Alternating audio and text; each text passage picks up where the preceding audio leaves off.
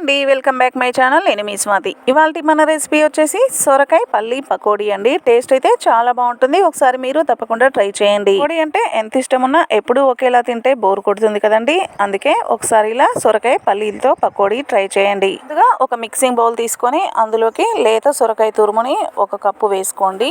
లేతగా ఉంటే గింజలు కూడా తీయనవసరం లేదండి. చిన్న చిన్న గింజలు ఉన్నా అలాగే తురుముకోవచ్చు, ఏం పర్లేదు. టేస్ట్ కూడా చాలా బాగుంటుందండి. తర్వాత సన్నగా పొడుగ్గా కట్ చేసుకున్న ఉల్లిపాయలు కూడా ఒక కప్పు వేసుకోండి. ఈ పకోడీలో పల్లీలు వేస్తున్నాం కదా, అవి ముందుగా ఒక గంట సేపు నానబెట్టుకోండి. నానబెట్టుకోకపోయినా పర్లేదండి, నానబెట్టుకోకపోతే కొంచెం కరకరలాడతాయి, నానబెడితే కొంచెం మెత్తగా ఉంటాయండి. నేనైతే నానబెట్టే వేస్తున్నానండి. నానబెట్టిన పల్లీలు ఒక కప్పు వేసుకోవాలి. అలాగే 2 రెమ్మల కరివేపాకు, 1 స్పూను జీలకర్ర వేసుకోండి. అలాగే ఒక అర స్పూను గరం మసాలా కూడా వేసుకోవాలి. 1 స్పూను అల్లం వెల్లుల్లి పేస్ట్ కూడా వేసుకొని పకోడీలు మంచి కలర్ రావడం కోసం ఒక అర స్పూను పసుపు కూడా వేసుకోండి. అలాగే 2 స్పూన్ల కారం, 1 స్పూను ఉప్పు వేసుకోండి. ఉప్పు కారం అనేది మీ టేస్ట్ కు తగ్గట్టుగా చూసి వేసుకోవాలి. అన్ని వేసిన తర్వాత ఒకసారి బాగా కలిసేలాగా కలుపుకోండి.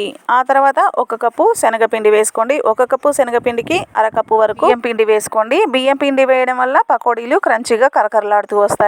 తర్వాత ఒకసారి బాగా కలుపుకొని కొంచెం నీళ్లు చల్లి గట్టిగా పకోడీ పిండిని కలుపుకోండి. సొరకాయ తురుము వేసాం కాబట్టి సొరకాయ తురుములో తేమ ఉంటుంది కాబట్టి ఒక పావు గ్లాస్ కంటే ఎక్కువ నీళ్ళు అయితే పట్టవండి. మరీ లూజుగా కాకుండా వీడియోలో చూపించిన విధంగా కొంచెం గట్టిగానే పిండి ముద్దను కలిపి పక్కన పెట్టుకోండి. ఆ తర్వాత డీప్ ఫ్రైకి సరిపడా ఆయిల్ పెట్టుకొని ఆయిల్ వేడి చేసుకోండి. వేడైన తర్వాత మీకు కావాల్సిన సైజులో పకోడీలు వేసుకొని 2 వైపులా ఫ్రై చేసుకోవాలి. ఇదే విధంగా మిగిలిన పిండిని కూడా పకోడీలు వేసుకుంటే ఎంతో టేస్టీగా ఉండే సొరకాయ పల్లి పకోడీ రెడీ అయినట్టే. నచ్చిందా? అయితే మీరు తప్పకుండా డిఫరెంట్ స్టైల్లో ఒకసారి ఇలా సొరకాయ పల్లి పకోడీ ట్రై చేయండి. మీరు ట్రై చేసిన తర్వాత మీకు ఎలా కుదిరిందో మీ అమూల్యమైన ఫీడ్బ్యాక్ ని నాకు కామెంట్ బాక్స్ లో తెలియజేయండి. అలాగే నా వీడియో కనుక మీకు నచ్చినట్టయితే తప్పకుండా లైక్ చేయండి. మీ ఫ్రెండ్స్ కి, రిలేటివ్స్ కి షేర్ చేయండి. మీరు లైక్ చేయడం వల్ల వీడియో అనేది మరి కొంచెం ముందుకు వెళ్తుందండి. తప్పకుండా లైక్ చేయండి. అలాగే నా ఛానల్ కనుక ఫస్ట్ టైం చూస్తున్నట్లయితే మరెన్నో మంచి మంచి వెరైటీ రెసిపీస్ కోసం నా ఛానల్ ని సబ్స్క్రైబ్ చేసుకోండి. థ్యాంక్స్ ఫర్ వాచింగ్ అండి.